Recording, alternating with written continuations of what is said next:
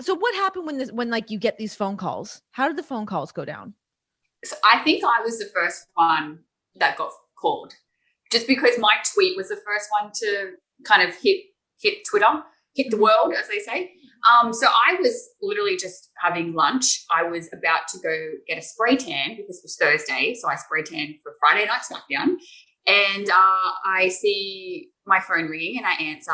And I didn't think what was going to happen was going to happen. I was like, schedules changed. They need me to do something. I just thought it was like work related. And then when they said, we're going to release you from your contract, I was like holding the phone and I couldn't say anything because I was like,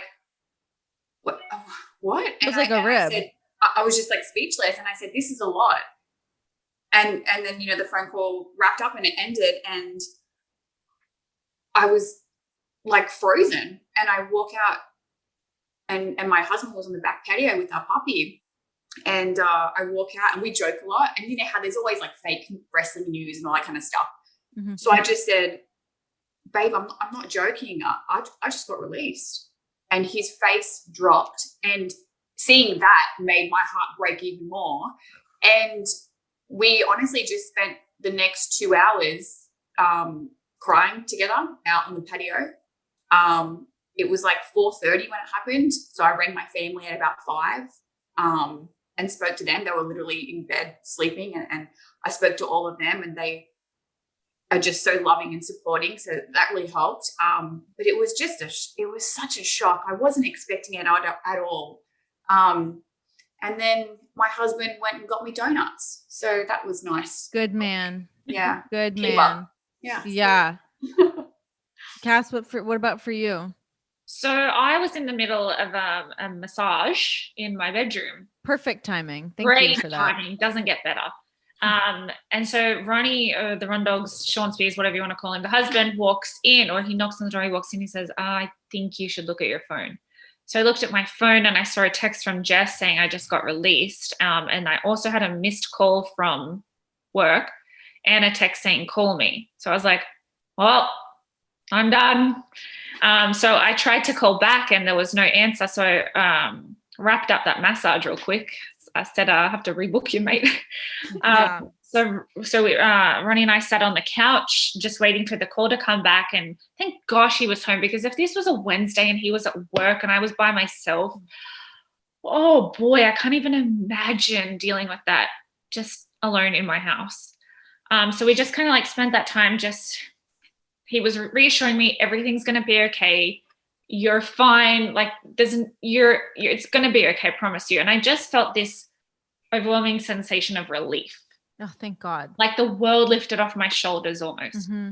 And so then when I finally had the call, and it lasted no more than 60 seconds, and it was, we're invoking our whatever contractual rights to release you. And I was like, okay, I mean, I saw that coming purely from your text and seeing all the tweets. Yeah. But so it wasn't easy. Like I felt relief and I was like, whew, okay, everything's going to be all right. But then it was like, I spent the next 24 hours crying. So I was like, what did I do? Like, what could I have done? God, now I'm getting emotional. And I just had to realize that it was nothing I did or didn't do, because I know in myself and I know Jess, we were good employees. We were the first ones there at TVs. We dressed like professionals and superstars. We were polite. We were respectful. I know we didn't do anything wrong, and we were just victims of budget cuts. So that's something that I've had to just realize and just know is the truth. We didn't do anything wrong. Oh my God, absolutely not. I mean, especially when you look at like, I think it was just so confusing for everybody. I mean, obviously it's so different being in your guys' shoes, but for me, even just looking at my phone and being like, wait, like the IIconics are gone. Samoa Joe is gone. Like what? It just seems to me like mismanagement of talent.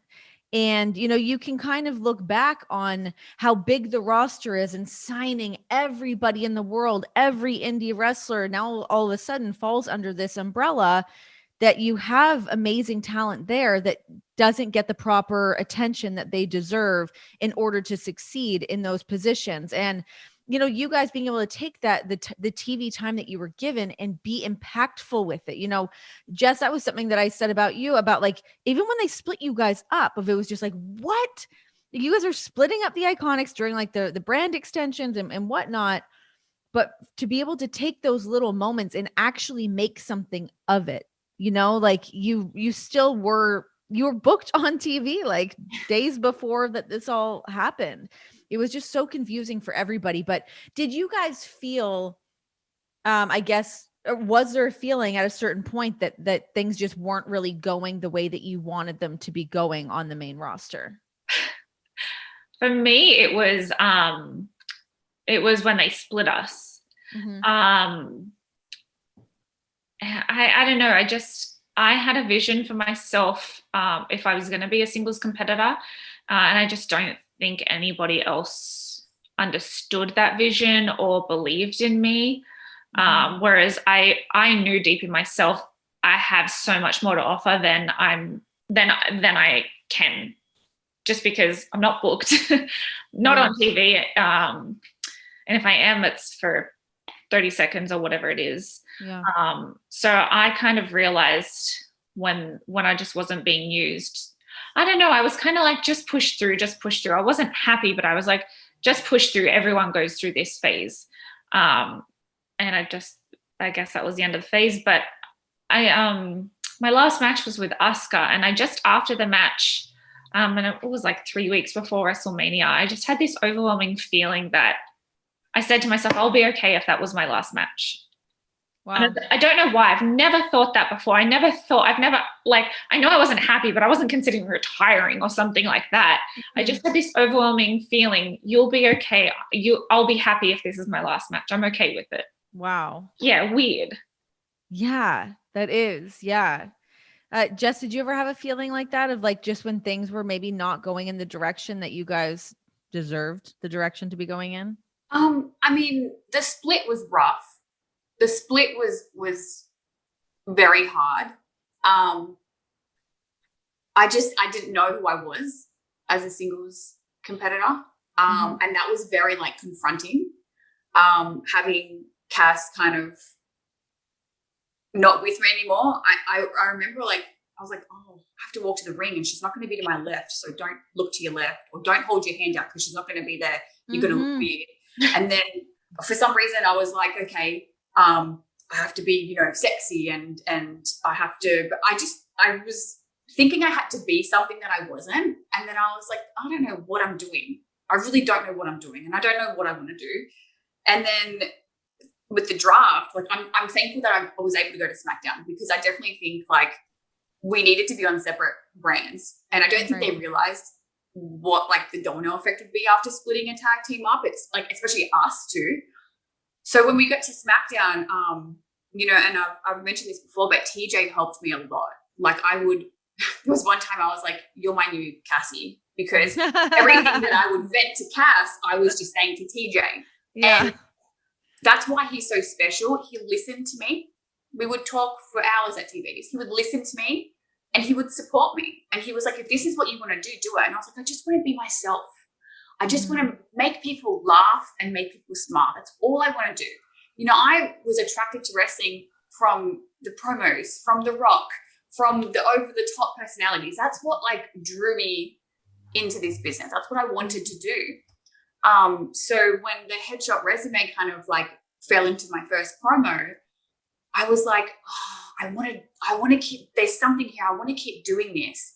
And I spoke to the writers, and luckily they were on board, but I was really able to just like insert myself into all these little bits. And I was having so much fun. I really was. And then working with the Riot Squad for like all those weeks on TV, like we were just having the best time. And I'm so thankful for I was a big fan of edgy Billy Kay. It was great. And the amount of praise that I got backstage after that, I was like, oh, if I'm remembered for anything and it's this, I would be happy. Yeah. It was just so much fun. And I think that's what made it more of a shock. Because I was booked. You know, there were a couple of weeks here and there, but I was, and I was able to like work with all the girls, which not many people get to do. And then I was, you know, doing promos with like E and the Street Profits, and it was just so much fun for me. I was really enjoying it. And then I'm so grateful that I was able to be at WrestleMania and be in that match. Yeah. Because that was my last one, which I think is very special. So I'm just trying to stay positive, but the shock and the raw emotion is definitely still there, and I think it will be for a while. Because, like you said, you're 7-8 months out, and it still hits you from time to time.